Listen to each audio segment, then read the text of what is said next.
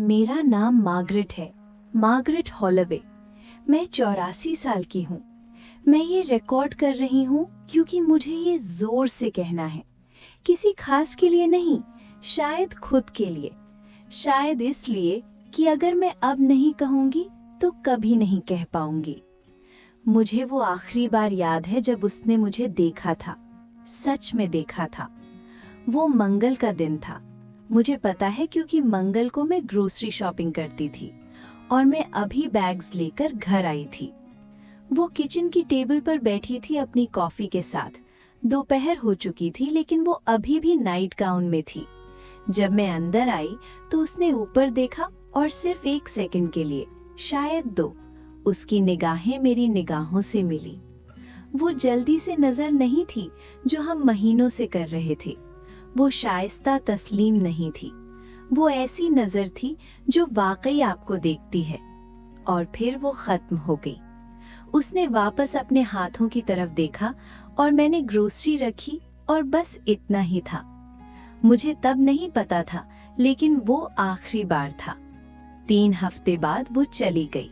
मरी नहीं, बस चली गई। घर से निकल गई, आगे बढ़ गई। और मैं उसी किचन में खड़ी रही, उसी जगह जहां मैंने वो ग्रोसरी बैग्स रखे थे, ये समझने की कोशिश कर रही थी कि हुआ क्या। मुझे सोचने के लिए 14 साल मिल गए हैं अब। 14 साल एक ऐसे घर में जागना जहां बहुत खामोशी है। 14 साल अकेले डिनर खाना। 14 साल अपने जहन में बातें दोबारा खेलना, उस पल को ढूंढना जहां सब कुछ गलत हो गया। लेकिन वो एक पल नहीं था, यही मैं समझ आई हूँ। वो एक लड़ाई नहीं थी, एक गलती नहीं थी, एक बुरा दिन नहीं था। वो 1000 छोटी छोटी मिटने वाली चीजों का सिलसिला था। 1000 बार जब मैंने नजर फेर ली जब उसे मेरी जरूरत थी। 1000 बार जब मैंने कुछ और चुना, कुछ भी और, सिर्फ मौजूद रहने के अमल पर। मुझे लिंडा के बारे में बताना है। हम 1963 में मिले थे। मैं 23 साल की थी, वो 21 साल की थी। हम दोनों लाइब्रेरी में काम करती थी। वो पुरानी कार्नेगी बिल्डिंग जो अब नहीं रही। उन्होंने 80 की दशक में उसे तोड़ दिया था पार्किंग गराज बनाने के लिए। वो कैटलॉगिंग में काम करती थी, मैं सर्कुलेशन डेस्क पर थी। मैंने उसे पहले दिन नोटिस किया। जब वो कंसंट्रेट करती थी तो अपने बाल कान के पीछे करते हुए उसका एक अंदाज था। और वो गाती थी जब सोचती थी कोई सुन नहीं रहा। गानों के छोटे टुकड़े, कभी पूरा गाना नहीं, बस थोड़े से हिस्से। मुझे 3 महीने लगे उसे लंच के लिए पूछने में। 3 महीने जिसमें मैं उसकी डेस्क के पास जाने के बहाने ढूंढती रही, उन किताबों को चेक करती रही जिन्हें चेक करने की जरूरत नहीं थी। अपने जहन में ऐसे कॉन्वर्सेशंस रिहर्स करती रही जो कभी हुए नहीं। जब मैंने आखिर में पूछा, उसने फौरन हाँ कहा, जैसे वो इंतजार कर रही थी कि मैं ये करूंगी। हम लाइब्रेरी से 2 ब्लॉक्स दूर एक डाइनर में गए। मुझे याद नहीं हमने क्या खाया। मुझे याद है उसने मेरी किसी बात पर हंसी, और जब वो हंसती थी तो उसका पूरा चेहरा बदल जाता था, जैसे सूरज निकल आया हो। हम 8 महीने बाद शादी कर ली। छोटी सी रस्म, सिर्फ हमारे पेरेंट्स और कुछ दोस्त। उसने एक क्रीम रंग का ड्रेस पहना था जो उसने खुद बनाया था, और मैंने अपने बाप का सूट पहना, कमर से अंदर किया हुआ। रिसेप्शन मेरे पेरेंट्स के बैकयार्ड में था और बारिश हुई और सब ऑनिंग के नीचे जमा हो गए, और लिंडा को कोई फर्क नहीं पड़ा। उसने बारिश में मेरे साथ डांस किया अपनी हैंडमेड ड्रेस में, जबकि मेरी माँ केक के गीले होने की फिक्र कर रही थी। मुझे लगा हमें हमेशा मिलेगा। जब आप जवान होते हैं तो आपको हमेशा लगता है आपके पास हमेशा का वक्त है। पहले साल अच्छे थे, अच्छे से भी अच्छे। हम गरीब थे, सब गरीब थे तब, या ऐसा लगता था, लेकिन हम खुश थे। हम एक छोटी सी अपार्टमेंट में रहते थे, बेकरी के ऊपर, और हर सुबह हम रोटी की खुशबू से उठते थे। और लिंडा कहती थी, हम अमीर हैं मार्गरेट, हम बहुत अमीर हैं। उसका मतलब भी था। हम साथ काम पर जाते थे, टीनेजर्स की तरह हाथ पकड़कर। हम घर आते और अपनी छोटी किचन में साथ डिनर बनाते, एक दूसरे के आसपास नाचते, इंग्रेडिएंट्स एक दूसरे को देते। हम अपने सेकंड हैंड काउच पर बैठकर एक दूसरे को पढ़ते या बस बातें करते या बस खामोश रहते साथ। ये एक चीज है जो मैंने सीखी है, साथ खामोश रहना अपनी एक तरह की बातचीत है। लेकिन रास्ते में कहीं मैं ये भूल गई। 1967 में मुझे प्रमोशन मिला, असिस्टेंट हेड लाइब्रेरियन। इसका मतलब ज्यादा पैसा था जो हमें चाहिए था, लेकिन इसका मतलब ज्यादा घंटे भी थे, ज्यादा जिम्मेदारी, ज्यादा चीजों ने मेरी तवज्जो खींची। लिंडा मेरे लिए खुश थी। उन्होंने मेरे लिए एक छोटा सेलिब्रेशन डिनर बनाया, सिर्फ हम दोनों, कैंडल्स और वाइन की एक बोतल जो हम वाकई अफोर्ड नहीं कर सकते थे। लेकिन मैं काम पर देर तक रहने लगी, थकी हुई घर आना, परेशान रहना। ये राफ्टर से हुआ। यही तो बात है इन तरह के अंजाम की। वो खुद को अनाउंस नहीं करते, वो किनारों पर सड़क कर आते हैं, इतनी धीरे से कि आपको पता नहीं चलता जब तक वो हो नहीं जाता। मैं घर आती और लिंडा अपने दिन के बारे में बताना शुरू करती और मैं काम के बारे में सोचती रहती। बजट प्रपोजल के बारे में जो मुझे खत्म करना था, या स्टाफ मीटिंग के बारे में जो मुझे सुबह थी, या नए फाइलिंग सिस्टम के मसले के बारे में। मैं सिर हिलाती, सही आवाजें निकालती, लेकिन मैं वाकई में वहां नहीं होती। वो कभी बीच जुमले में रुक जाती और पूछती, तुम सुन रही हो? और मैं कहती, हाँ बिल्कुल। और मैं जो उसने अभी कहा था वो दोबारा बोल देती, साबित करने के लिए। लेकिन सुनना और सुन लेना एक बात नहीं है, और वहां होना और मौजूद रहना एक बात नहीं है, फर्क है। और मैं तब नहीं समझती थी। 1971 में हमने एक घर खरीदा, एक असली घर, बहाओं और मॉर्टगेज और सबके साथ, 3 बेडरूम्स। हालांकि सिर्फ हम दोनों थे। लिंडा ने कहा, शायद हम उन एक्स्ट्रा कमरों को किसी दिन भर दें। हम कभी कभी बच्चों के बारे में बात करते थे, उस मुबहम तरीके से जैसे लोग करते हैं जब वो बिल्कुल तैयार नहीं होते, लेकिन सोचते हैं कि वो बाद में हो जाएंगे। हमने कभी नहीं किए। मुझे नहीं पता ये एक फैसला था जो हमने किया, या एक फैसला जो खुद हो गया जबकि हम दूसरी चीजों में मसरूफ थे। लिंडा ने घर ठीक करने में अपने आप को लगा दिया। उसने हर कमरा खुद पेंट किया। उसने बैकयार्ड में गार्डन लगाया, टमाटर और जुकीनी और इतना बेसिल जितना 2 लोग कभी इस्तेमाल नहीं कर सकते। उसने हर विंडो के लिए पर्दे बनाए। वो मुझे उन चीजों को दिखाती जो उसने की थी, आंखों में फख्र भरकर, और मैं कहती, अच्छा है हनी, जबकि अखबार पढ़ती या चेकबुक बैलेंस करती। अच्छा है हनी, जैसे वो एक बच्ची हो जो मुझे अपनी ड्राइंग दिखा रही हो। खुदा, काश मैं वापस जाकर खुद को थप्पड़ मार सकती, लेकिन आप वापस नहीं जा सकते। यही सबसे जालिम मजाक है। आप सिर्फ आगे बढ़ सकते हैं, सब कुछ जो आपने गलत किया उसको साथ लेकर। घर में एक फ्रंट पोर्च था, स्विंग के साथ। लिंडा उस स्विंग से मोहब्बत करती थी। गर्मी की शामों पर वो वहाँ बैठ जाती, एक किताब और लेमोनेड के गिलास के साथ, और वो मुझे बुलाती कि मैं उसके साथ आऊं। कभी कभी मैं जाती। शुरू में मैं अक्सर जाती, लेकिन जैसे जैसे साल गुजरते गए मेरे पास ज्यादा से ज्यादा वजूहात होती गई ना जाने की। मेरे पास पेपर वर्क थी, मैं थकी हुई थी, मैं टीवी के साथ अभी बैठी थी। मैं 1 मिनट में आती और फिर वो मिनट 1 घंटे में तन जाता, और जब मुझे याद आता वो पहले से सोने चली गई होती। स्विंग कुछ वक्त बाद कम क्रीकिंग करती। मैंने ये नोटिस किया, लेकिन मैं नहीं सोची इसका क्या मतलब था। 1976 में मेरी माँ बीमार हो गई, कैंसर। उन्होंने उसे जल्दी नहीं पकड़ा और वो तेजी से बढ़ता गया। मैंने 6 महीने हॉस्पिटल आने जाने में गुजारे, उनके साथ बैठना, अपने बाप की डॉक्टर्स और इंश्योरेंस फॉर्म्स के नामुमकिन मज़े में मदद करना। लिंडा कभी कभी मेरे साथ आती, लेकिन ज्यादातर वो घर पर रहती। किसी को तो चीजें चलानी थी, उसने कहा, और वो सही थी, लेकिन मुझे लगता है वो उस सारी उदासी से थोड़ी जगह चाहती थी, और मैं उसे मलामत नहीं कर सकती थी। मेरी माँ नवंबर में मर गई, थैंक्सगिविंग से 1 दिन पहले। लिंडा ने मुझे थामा जब मैं रोई। उसने फ्यूनरल के लिए सारी तैयारियां की क्योंकि मैं नहीं कर सकती थी। उसने यकीनी बनाया कि लोगों को खाना मिला, कि शुक्रिया के नोट्स भेजे गए, कि मेरे बाप को चेक करने वाला कोई रोज था।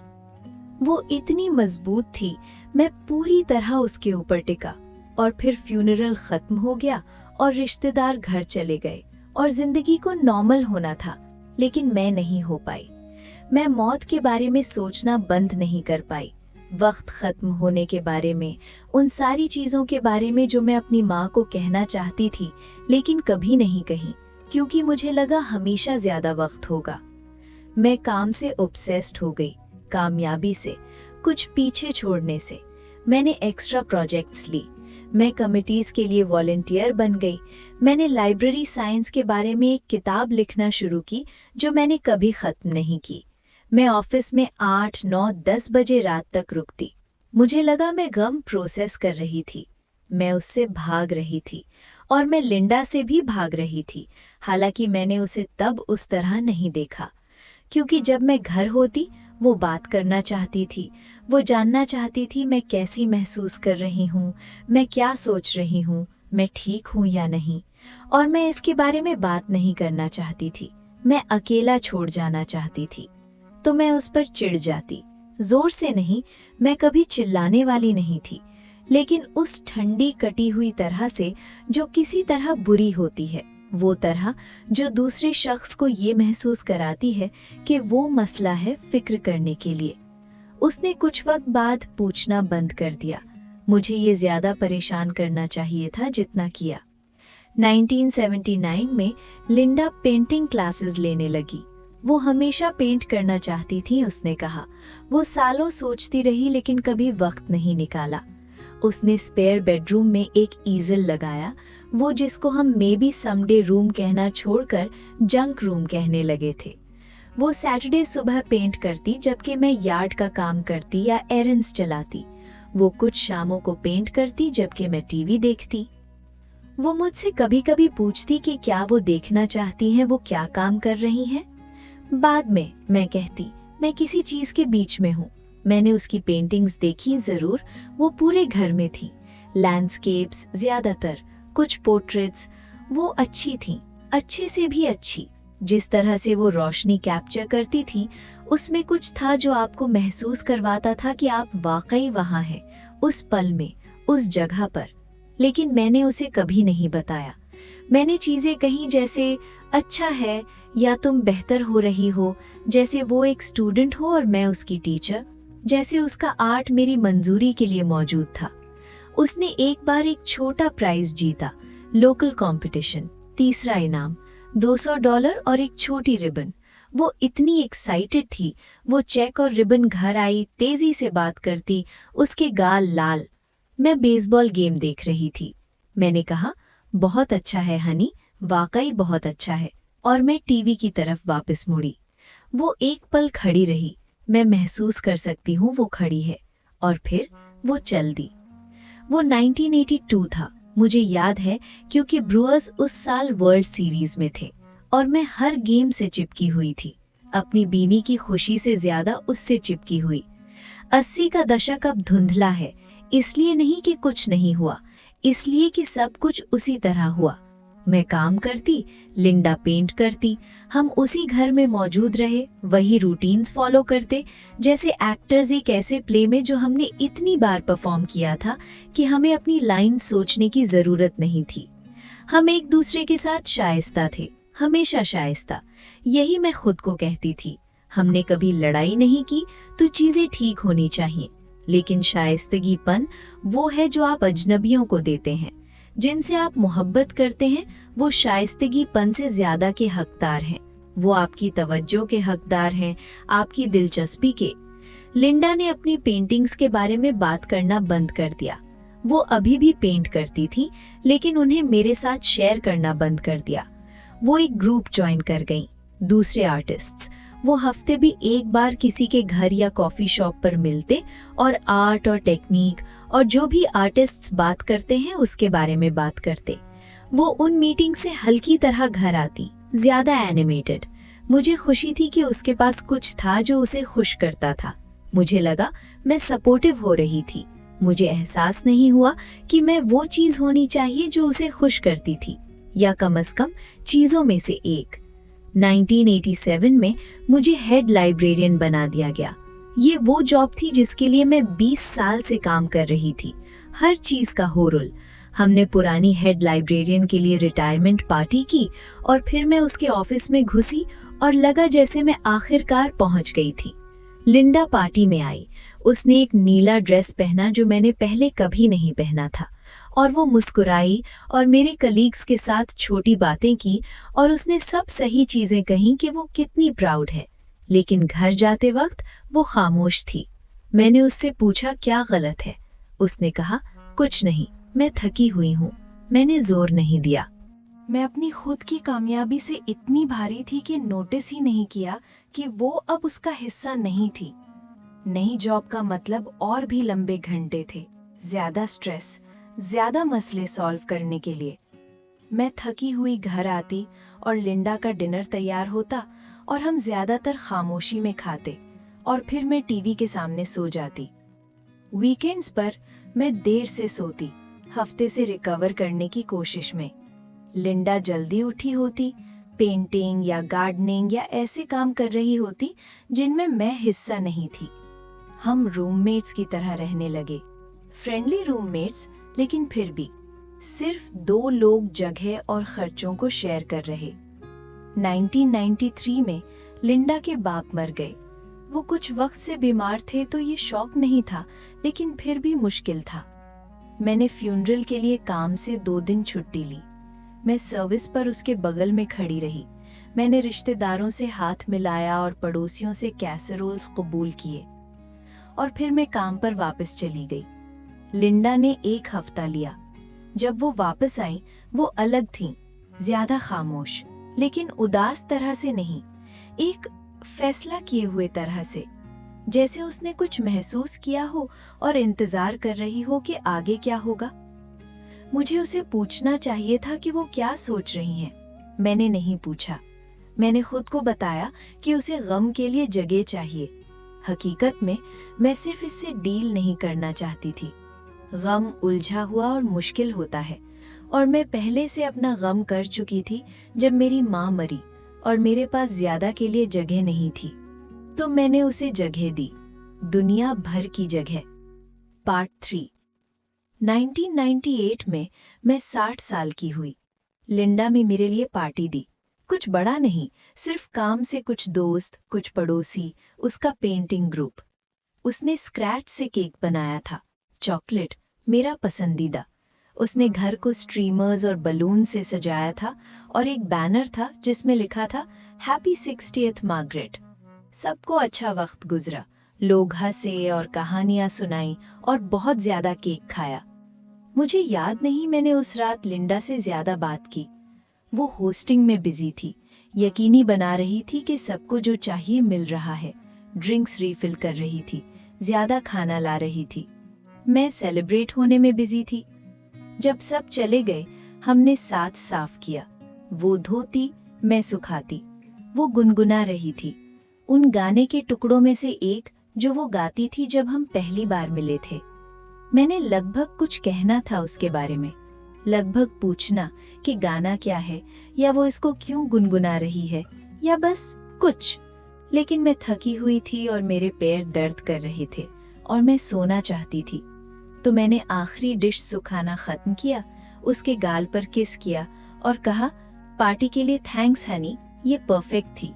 और मैं ऊपर चली गई। वो कुछ देर किचन में रही।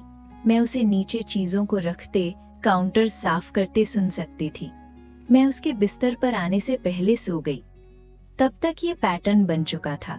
मैं पहले सो जाती और वो बाद में बिस्तर पर आती, और हम मैट्रेस के ऑपोजिट साइड्स पर उठते, ध्यान रखकर कि टच ना हो। हमने मोहब्बत नहीं की थी, मुझे नहीं पता कितने वक्त से, सालों शायद। ये जानबूझकर नहीं था।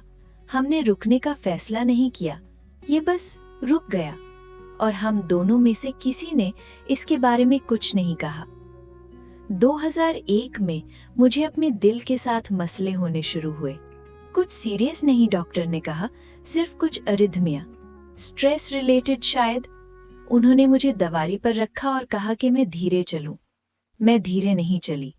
मैं 63 साल की थी। मेरे पास काम था। मैं बूढ़ा होने के लिए तैयार नहीं थी। लिंडा ने मुझे उसके बाद अलग तरह से देखना शुरू किया। फिक्र के साथ नहीं, बिल्कुल असेसमेंट के साथ, जैसे वो कुछ कैलकुलेट कर रही हो। उसने लंबी वॉक्स पर जाना शुरू किया। कभी कभी वो घंटों के लिए गायब होती। मैं पूछती कहाँ गई और वो कहती बस इधर उधर, और मैं वहीं छोड़ देती। मुझे लगता है वो मुझसे दूर चल रही थी, प्रैक्टिस कर रही थी, देख रही थी कि वो कितना दूर जा सकती है और फिर वापस आ सकती है। 2005 में मैं रिटायर हो गई, 60 साल की उम्र में, लाइब्रेरी सिस्टम में 42 साल। उन्होंने मेरे लिए बड़ी पार्टी दी, स्पीचेस, गिफ्ट्स, एक केक जिस पर मेरी फोटो थी। लिंडा वहां थी, मुस्कुराती हुई, सही वक्त पर तालियां बजाती। जब हम उस रात घर पहुंचे, उसने मुझसे पूछा कि अब मैं क्या करूंगी। मैंने कहा मुझे नहीं पता, आराम, पढ़ना, ट्रैवल करना अगर वो चाहती है।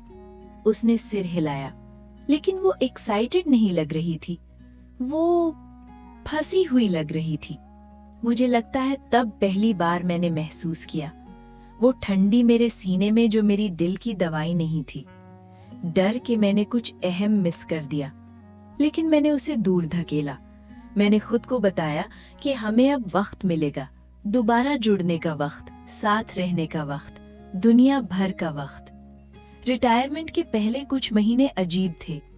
मुझे नहीं पता अपने साथ क्या करूं।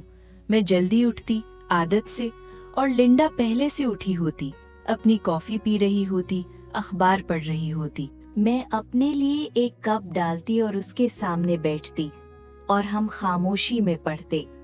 मैं सोचती रहती मुझे कुछ कहना चाहिए, बातचीत शुरू करनी चाहिए, लेकिन किस बारे में? मुझे नहीं पता था उसे अब किस में दिलचस्पी है। मुझे नहीं पता था क्या उसे हंसाता है, वो किस चीज की फिक्र करती है, वो क्या सपने देखती है। मैं 40 साल से इस औरत के साथ रह रही थी और मैं किसी तरह उसे जानना भूल गई थी। मैंने कोशिश की, मैं वाकई कोशिश की। मैं उससे उसके दिन के बारे में पूछती और वो कहती ठीक था। मैं पूछती वो क्या पेंट कर रही है और वो कहती बस कुछ लैंडस्केप्स। मैं पूछती क्या वो कुछ साथ करना चाहती है, मूवी देखना, डिनर पर जाना, और वो कहती अगर तुम चाहती हो। हाँ नहीं, ना नहीं, अगर तुम चाहती हो। जैसे उसने पसंद करना बंद कर दिया हो, या यकीन करना बंद कर दिया हो कि उसकी पसंद कोई अहमियत रखती है। हमने उस फॉल में एक ट्रिप ली, पहली असली वेकेशन जो हमें सालों में मिली थी। हम मेन गए, कोस्ट के पास एक कॉटेज रेंट पर ली। ये खूबसूरत था, पत्ते बदल रहे थे और हवा नमक और पाइन की तरह महकती थी, और रोशनी बिल्कुल वही तरह थी जैसी लिंडा पेंट करना पसंद करती थी। वो अपनी ईजल और अपने पेंट्स लाई, मैं वो किताबें लाई जो मैंने नहीं पढ़ी। हम कॉटेज में साथ बैठते, वो पेंटिंग करती, मैं 1 घंटे तक एक ही पेज को देखती रहती। हम बीच पर वॉक्स करते, साथ साथ, हाथ नहीं पकड़ते। हम खिड़की के पास छोटी टेबल पर डिनर खाते, समंदर हमारे सामने फैला हुआ, और कहने को चीजों को ढूंढने में संघर्ष करते। आखिरी रात मैं उसे पोर्च पर पाई, कंबल में लिपटी रो रही थी। मैंने पूछा क्या गलत है? उसने कहा कुछ नहीं, सब कुछ, मुझे नहीं पता। मैं उसके पास बैठी, मैं अपना हाथ उसके आसपास डालना चाहती थी, लेकिन ये किसी तरह अजीब लग रहा था, जैसे मुझे इजाजत चाहिए, तो मैं बस वहां बैठी रही। कुछ देर बाद वो रोना बंद कर दी और सोने चली गई। मैं सूरज निकलने तक पोर्च पर रही। जब हम उस ट्रिप से घर आए, कुछ बदल गया था। लिंडा अपने पेंटिंग ग्रुप के साथ ज्यादा वक्त गुजारने लगी। लाइब्रेरी में ज्यादा वक्त, मेरी पुरानी लाइब्रेरी नहीं, एक अलग, जहां उसने वॉलंटियर करना शुरू किया था। वो बुक क्लब ज्वाइन कर गई, गार्डनिंग क्लब। वो हर वक्त बिजी थी, और मैं घर पर थी, अकेली, उस घर में जो हमने 40 साल पहले खरीदा था, ये समझने की कोशिश में कि हुआ क्या। मैंने उसे पूछने के बारे में सोचा, मैंने लगभग किया 1 दर्जन बार, लेकिन मैं जवाब से डरती थी, तो मैंने जाने दिया। मैंने उसे जाने दिया। बिना उसके लिए लड़े। 2008 में हमारी बहुत ठंडी सर्दी थी। जनवरी में पाइप्स जम गए और हमें प्लम्बर बुलाना पड़ा और वो 3 दिन तक नहीं आ सका, तो हमारा पानी नहीं था। हमें अपने भाई के घर जाना पड़ा नहाने, कपड़े धोने, कुछ भी पकाने के लिए जिसमें पानी चाहिए। ये तकलीफदेह और मुश्किल था और हम इस छोटी मुसीबत में साथ फंसे हुए थे, एक दूसरे पर निर्भर। और उन 3 दिनों में कुछ बदला। हमने बात की, असली कॉन्वर्सेशंस, प्लम्बर के बारे में, मेरे भाई की बीवी की खराब कुकिंग के बारे में, 1979 में जब फर्नेस टूटा था और हमें फायरप्लेस के सामने अपने सारे विंटर कोट्स पहनकर सोना पड़ा था। लिंडा हंसी, वो शाइस्ता हंसी नहीं जो वो मुझे सालों से दे रही थी, बल्कि उसकी असली हंसी, वो जिससे मैं मोहब्बत में पड़ी थी। मैंने सोचा शायद यही है टर्निंग पॉइंट। पाइप्स ठीक हो गए, हम घर आए और चीजें वापस वैसी हो गईं जैसी थीं। वो पीछे हट गई, मैंने उसे जाने दिया। यही तो चीज है जो मैं अब समझती हूँ। मैंने उसे हमेशा जाने दिया। मैंने कभी जोर नहीं दिया, मैंने कभी जिद नहीं की, मैंने कभी नहीं कहा नहीं ये ठीक नहीं है, हमें इसके बारे में बात करनी है। जो दूरी उसे चाहिए थी मैंने उसे एक्सेप्ट कर ली और खुद को बताया कि मैं रिस्पेक्टफुल हो रही हूँ। लेकिन रिस्पेक्ट और टालमटोल एक बात नहीं है। 2010 में लिंडा ने अपनी शादी की अंगूठी पहनना बंद कर दिया। मैंने एक सुबह ब्रेकफास्ट पर नोटिस किया। मैंने उससे इसके बारे में पूछा। उसने कहा अब ये फिट नहीं होती। उसकी उंगलियां पतली हो गई थीं और ये फिसल कर गिर जाती थी, तो उसने इसे महफूज रखने के लिए रख दिया। मैं उसे मान गई। मैं उसे मानना चाहती थी, लेकिन उसने इसे कभी रीसाइज नहीं करवाया और मैंने उसे कभी नहीं कहा। आखिरी 2 साल जो हम साथ थे उनके बारे में सोचना मुश्किल है। इसलिए नहीं कि कुछ ड्रामेटिक हुआ, इसलिए कि कुछ नहीं हुआ। हम एक घर शेयर करने वाले शाइस्ता अजनबी थे। उसकी अपनी रूटीन्स थी, मेरी अपनी। हम मुकम्मल टच नहीं करते थे, हम मुकम्मल बात नहीं करते थे, हम पैरेलल में मौजूद थे, कभी बिल्कुल नहीं मिलते। मैंने खुद को बताया कि यही होता है जब आप बूढ़े हो जाते हैं, जब आप हमेशा के लिए शादीशुदा रहे हों। जज्बा कम हो जाता है और जो आपके पास बचता है वो साथीपन है। लेकिन हमारा वो भी नहीं था, हमारी प्रॉक्सिमिटी थी, बस इतना। 2012 के मार्च में लिंडा ने मुझे बताया कि वो पोर्टलैंड जा रही है अपनी बहन को देखने कुछ हफ्तों के लिए। उसकी बहन ठीक नहीं थी। उसने कहा उसे मदद चाहिए। मैंने कहा जरूर जाओ, मैं ठीक रहूंगी। उसने 2 सूटकेसें पैक की। ये मेरा पहला क्लू होना चाहिए था। 2 हफ्तों के लिए 2 सूटकेस की जरूरत नहीं होती। उसने मुझे गाल पर किस किया जब वो निकली, एक सूखी जल्दी सी किस, जैसे आप किसी बुजुर्ग रिश्तेदार को देते हैं। उसने कहा good bye Margaret, see you soon नहीं, मैं जब पहुंचूंगी तब कॉल करूंगी नहीं, गुड बाय। मैं ड्राइववे में खड़ी रही और उसे गाड़ी चलाते देखा और मैं अंदर गई और अपने लिए लंच बनाया और खुद को बताया सब ठीक है। 2 हफ्ते गुजर गए, उसने कॉल नहीं की। मैंने उसे कुछ बार कॉल किया, मैसेजेस छोड़े, उसने छोटे रिस्पॉन्सेस टेक्स्ट किए, सब ठीक है, बहन बेहतर है, जल्द बात करेंगे। 3 हफ्ते, 4 हफ्ते, मुझे फिक्र होने लगी। मैंने उसकी बहन को कॉल किया। उसकी बहन ने कहा लिंडा सिर्फ 3 दिन रुकी थी, फिर वो कहीं और चली गई थी, उसे नहीं पता कहाँ। तब डर वाकई आ गया। मैंने लिंडा को दोबारा कॉल करने की कोशिश की, ये बजती रही, कोई जवाब नहीं। आखिरकार उसने मुझे वापस कॉल किया। उसने कहा मुझे तुमसे बात करनी है, और मेरा दिल डूब गया क्योंकि मैं जानती थी, मैं उसकी आवाज से जानती थी। वो एक दोपहर मई के शुरू में घर वापस आई। मैं लिविंग रूम में थी जब मैंने उसकी गाड़ी ड्राइववे में सुनी। मैं खड़ी हुई, अपनी शर्ट स्मूथ की, जो भी आ रहा था उसके लिए खुद को तैयार करने की कोशिश की। वो एक छोटा बॉक्स लेकर अंदर आई। हम लिविंग रूम में बैठे, वही लिविंग रूम जहां हम हजारों बार पहले बैठे थे। वो मुझे नहीं देख रही थी। उसने कहा मैं ये अब नहीं कर सकती। मैंने कहा क्या नहीं? उसने कहा ये, हम ऐसे जीना। मैंने कहा तुम्हारा क्या मतलब, हम ठीक हैं। और तब उसने आखिरकार मुझे देखा, वाकई मुझे देखा, और मैंने उसकी आंखों में देखा, सारे साल ना देखे जाने के, ना सुने जाने के, ना चाहने के, या इतनी लापरवाही से चाहे जाने के कि वो कुछ ना होने के बराबर हो। उसने कहा, हम ठीक नहीं हैं मार्गरेट, हम 20 सालों से ठीक नहीं हैं। मैं बहस करना चाहती थी, मैं कहना चाहती थी वो गलत है, हम खुश थे, हमारी अच्छी जिंदगी थी, लेकिन मैं नहीं कर पाई क्योंकि वो सही थी।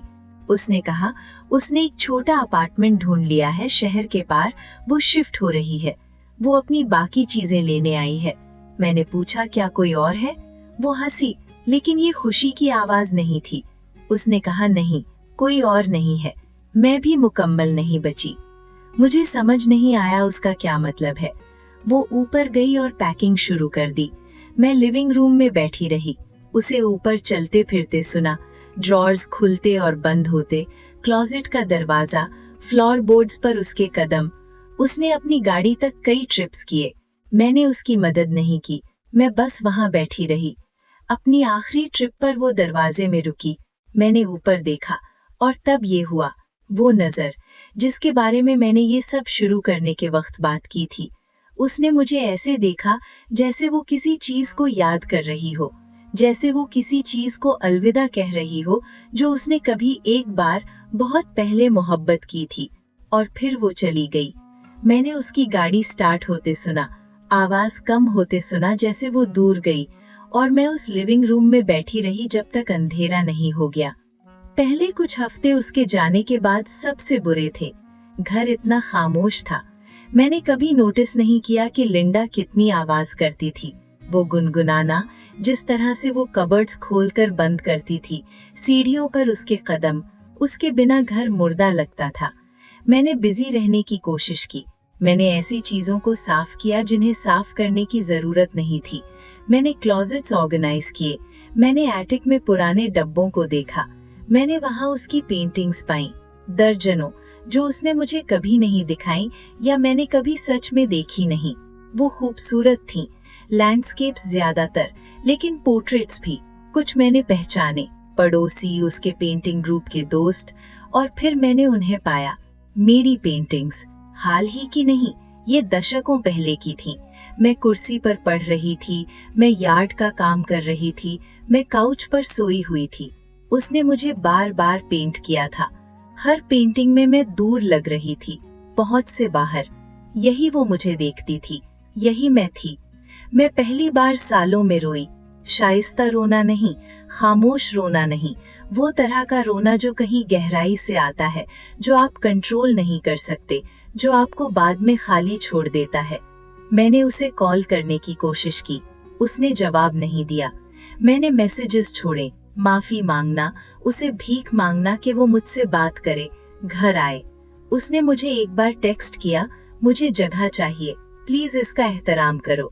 तो मैंने कॉल करना बंद कर दिया, लेकिन मैंने उसके बारे में सोचना बंद नहीं किया। मैं उसके बारे में लगातार सोचती रही। सारे मोमेंट्स जो मैंने मिस किए, सारे वो वक्त जब मैंने कुछ और चुना उसके ऊपर, वो ग्रोसरी शॉपिंग वाला मंगल, वो पल किचन की टेबल पर जब उसने मुझे देखा और मैंने नजर फेर ली, वो आखिरी बार था। आखिरी बार जब उसने सच में कोशिश की, और मैं ग्रोसरी रखने में इतनी बिजी थी कि नोटिस ही नहीं किया। महीने गुजर गए, खिज़ां आई, फिर सर्दी। मैंने क्रिसमस अकेले गुजारा, लिंडा के बिना 49 साल में पहला क्रिसमस। मैंने छोटा टर्की बनाया, एक टेबल सेटिंग के साथ टेबल पर बैठी। ये मेरी जिंदगी का सबसे अकेला खाना था। जनवरी में मैं आखिरकार उसे देखने गई। मुझे उसका पता उसकी बहन से मिला था, शहर के ईस्ट साइड पर एक छोटी अपार्टमेंट बिल्डिंग।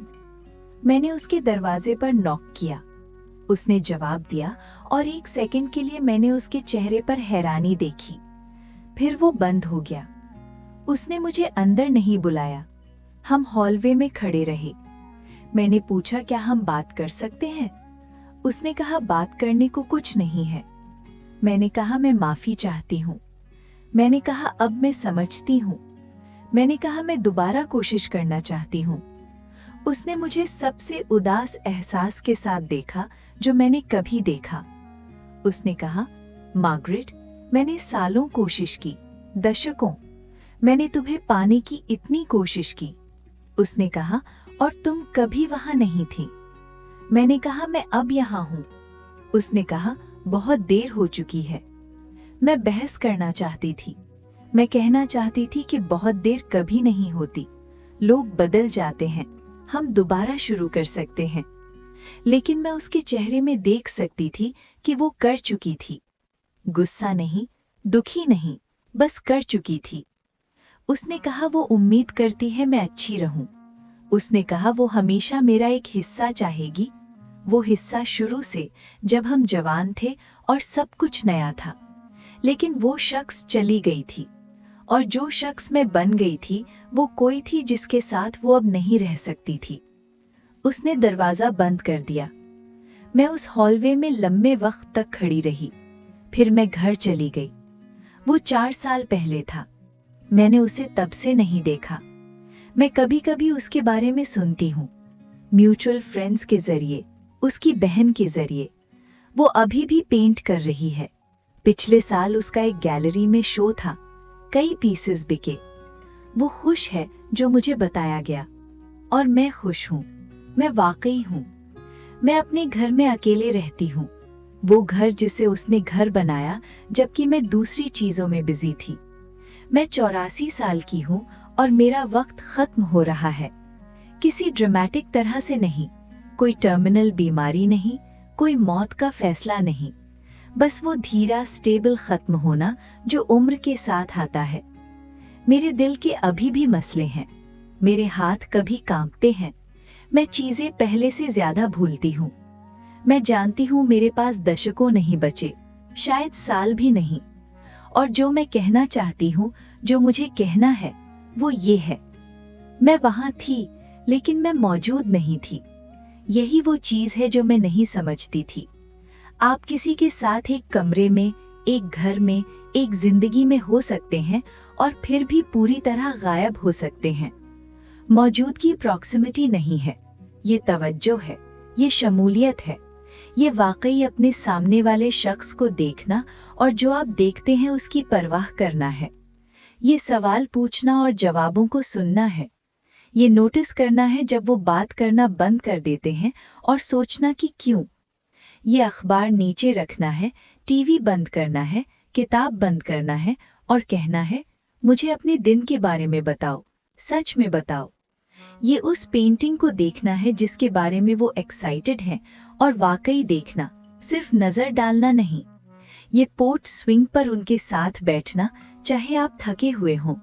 ये आना है, बार बार, परफेक्ट तौर पर नहीं, हमेशा नहीं, लेकिन इतना कि उन्हें पता हो कि वो मैटर करते हैं, कि वो देखे जाते हैं, कि उनकी खुशी आपकी खुशी है, उनका दर्द आपका दर्द है, उनकी जिंदगी आपकी जिंदगी में बुनी हुई है और आप बुनाई पर ध्यान दे रहे हैं। मैंने ये नहीं किया। मैंने लिंडा को ग्रांटेड ले लिया। मैंने फर्ज किया वो हमेशा वहां होगी, हमेशा इंतजार कर रही होगी, हमेशा तवज्जो के जो टुकड़े भी मेरे पास बाकी चीजों के बाद बचते उसको एक्सेप्ट करने को तैयार। और वो थी, सालों और सालों और सालों, जब तक वो नहीं थी। मैं इस मंगल के बारे में बहुत सोचती हूँ, ग्रोसरी शॉपिंग वाले मंगल। आखिरी बार जब उसने मुझे देखा, अगर मुझे पता होता कि ये आखिरी बार था, क्या मैं कुछ अलग करती? क्या मैं ग्रोसरी नीचे रखती और उसके साथ बैठती? क्या मैं पूछती क्या गलत है? क्या मैं सच में जवाब सुनती?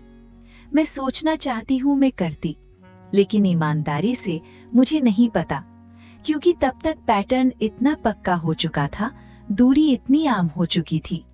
मैं शायद बिल्कुल वही करती जो मैंने किया। नजर फेर ली, ग्रोसरी रखी, पल को मिस कर दिया। यही तो बात है आखिरी बारों की। आपको कभी नहीं पता होता वो आखिरी बार हैं जब वो हो रहे होते हैं। आप सोचते हैं ज्यादा होंगे, आप सोचते हैं आपके पास कल है, अगले हफ्ते है, अगले साल है। आप सोचते हैं हमेशा वक्त है बेहतर करने का, जब तक नहीं होता। मैं कभी कभी सोचती हूँ लिंडा अब क्या सोचती है, अगर वो मेरे बारे में सोचती भी है, अगर वो गुस्सा है या उदास या बस बेफिक्र। मुझे उम्मीद है वो गुस्सा नहीं है। गुस्सा का मतलब होगा कि वो अभी भी परवाह करती है और मैं उसे डिजर्व नहीं करता। मुझे उम्मीद है वो सुकून में है। मुझे उम्मीद है वो ऐसी चीजें पेंट कर रही है जो उसे खुश करती हैं। मुझे उम्मीद है कोई उन पेंटिंग्स को ऐसे देख रहा है जैसे मुझे देखना चाहिए था। सच में देखना, खूबसूरती और मेहनत और उसकी रूह का वो हिस्सा देखना जो उसने हर ब्रश स्ट्रोक में डाला था। अब मेरी दीवारों पर उसकी पेंटिंग्स हैं, वो जो उसने एटिक में छोड़ी थी। मैं उन्हें हर दिन देखती हूँ। मैं खुद को उसकी आंखों से देखती हूँ और ये आसान नहीं है, लेकिन मुझे लगता है मुझे देखना चाहिए। मुझे समझना चाहिए मैं क्या थी, मैं क्या बनने में नाकाम रही। एक पेंटिंग है जो उसने गर्मी में बैकयार्ड की थी। गार्डन पूरे ब्लूम में, पेड़ों के दरमियान से रोशनी आती हुई उसी खास तरह से जो वो दोपहर में आती है। मुझे वो दिन याद है, धुंधला सा।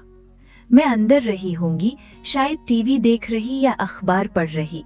वो बाहर थीं, वो रोशनी देख रही थीं, उस पल को महसूस कर रही थीं, उसे कैप्चर कर रही थीं। और मैंने उसे मिस किया। मैंने इतने पल मिस किए, हजारों, पूरी जिंदगी का एक। मैं ये रिकॉर्ड कर रही हूँ क्योंकि मैं जोर से कहना चाहती हूँ, मैं इतराफ करना चाहती हूँ। मुझे ये तोहफा दिया गया था। ये शख्स जो मुझसे मोहब्बत करती थी, जो मुझसे जुड़ने की इतनी कोशिश करती थी, और मैंने उसे बर्बाद कर दिया। नफरत से नहीं, जानबूझकर जालिम तरीके से नहीं, लापरवाही से, किसी को ग्रांटेड लेने के धीरे इरोजन से, उन हजार छोटे तरीकों में जिसमें मैंने उसके ऊपर कुछ और चुना। और अब वो चली गई है, मरी नहीं। मुझे खुद को ये याद दिलाना पड़ता है, वो जिंदा है और ठीक है और अपनी जिंदगी जी रही हैं मेरे बिना। और यही बिल्कुल वो है जो मैं डिजर्व करती हूँ। मैं कभी कभी रात के बीच में उठती हूँ और मैं उसके लिए हाथ बढ़ाती हूँ, बस आदत। 49 साल किसी के बगल में सोने की मसल मेमोरी। बिस्तर खाली है, घर खाली है, मैं खाली हूँ। मेरे पास चीजें हैं जरूर, चीजें, यादें, घर खुद, लेकिन मेरे पास वो नहीं है। और मेरे पास वो नहीं है जो मैं हो सकती थी अगर मैंने ध्यान दिया होता, अगर मैं आई होती, अगर मैंने उसे उसी तरह मोहब्बत की होती जैसे उसे चाहिए थी, न कि मेरे लिए सुविधाजनक। मुझे लगता है यही वो है जो मैं कहने की कोशिश कर रही हूँ इस भटकते रात के इतराफ में। मोहब्बत पैसिव नहीं है, सिर्फ वहां होना काफी नहीं है। आपको काम करना पड़ता है, हर दिन, हर पल। आपको शख्स को डिस्ट्रैक्शन के ऊपर चुनना पड़ता है, कनेक्शन को कन्वीनियंस के ऊपर, रिश्ते को रूटीन के ऊपर। और अगर आप नहीं करते, अगर आप इसे ग्रांटेड लेते हैं, अगर आप फर्ज करते हैं कि ये हमेशा वहां इंतजार करेगा जब आप आखिरकार परवाह करने का वक्त निकालते हैं, तो आप इसे खो देंगे। और आप अपनी बाकी की जिंदगी एक बहुत खामोश घर में अकेले बैठकर उन पेंटिंग्स को देखते हुए गुजारेंगे जो आप हुआ करते थे, चाहते हुए कि आप वापस जा सकते, लेकिन आप वापस नहीं जा सकते। यही सबक है, वो जो मैंने बहुत देर से सीखा। आपको हर पल का सिर्फ एक मौका मिलता है, और जब वो चला जाता है, वो चला जाता है। अब मेरे पास यादें हैं, बस इतना। उन पलों की यादें जिनमें मैं सिर्फ आधी मौजूद थी। एक औरत की यादें जिसे मैंने मोहब्बत की लेकिन कभी सच में नहीं जाना। एक शादी की यादें जो इतनी धीरे मरी कि मुझे तब तक पता नहीं चला जब तक वो खत्म नहीं हो गई थी। वो ग्रोसरी शॉपिंग वाला मंगल, वो आखिरी नजर, यही मेरे पास बचा है। वो तस्वीर उसकी किचन टेबल से मुझे देखती हुई, मुझे देखती, सच में देखती, एक आखिरी बार। और मैं नजर फेर रही हूँ, हमेशा नजर फेर रही हूँ। मैं 84 साल की हूँ, मेरा वक्त खत्म हो रहा है, और जो चीज मैं पीछे छोड़ना चाहती हूँ, वो अकेली चीज जो शायद कोई अहमियत रखे, वो ये है। ध्यान दो, किसी ड्रामेटिक तरह से नहीं, बड़े जेस्चर्स या महंगे गिफ्ट से नहीं, बस ध्यान दो। ब्रेकफास्ट पर अपने सामने बैठने वाले शख्स पर, उनकी आवाज में एक्साइटमेंट पर जब वो कुछ दिखाना चाहते हैं, उस खामोशी पर जब वो कोशिश करना बंद कर देते हैं। वहां रहो, सच में वहां रहो, बहुत देर होने से पहले।